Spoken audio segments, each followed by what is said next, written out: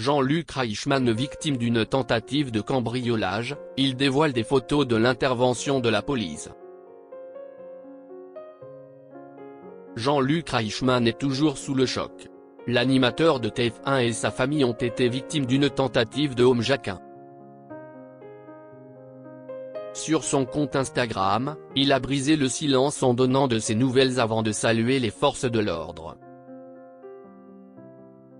Jean-Luc Reichmann a vécu un vrai cauchemar. Comme l'a rapporté Le Parisien, dans la nuit de mercredi à jeudi, l'animateur des 12 coups de midi a été victime d'une tentative de cambriolage chez lui, à Neuilly-sur-Seine.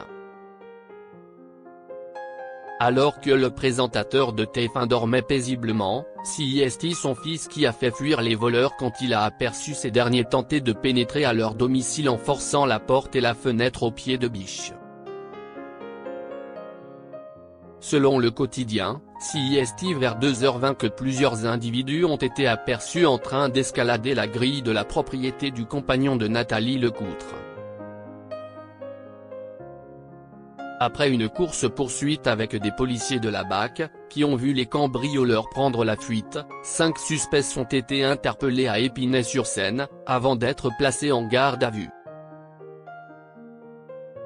Une enquête a été ouverte en flagrance, pour association de malfaiteurs, refus d'obtempérer et tentative d'homicide sur personne dépositaire de l'autorité publique, a révélé le parquet de Nanterre aux Parisiens.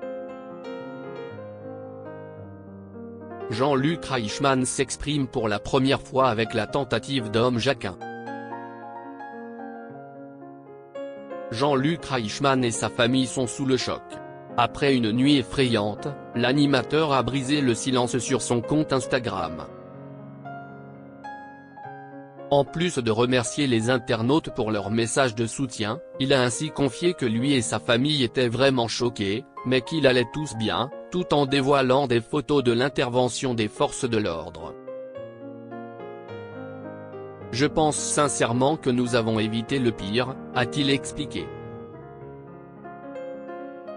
Grâce à notre fils et à un voisin bienveillant, grâce à toutes les caméras et à tous les systèmes de surveillance, les services de police ont fait un travail extraordinaire et après une course-poursuite, ont réussi à arrêter 5 individus.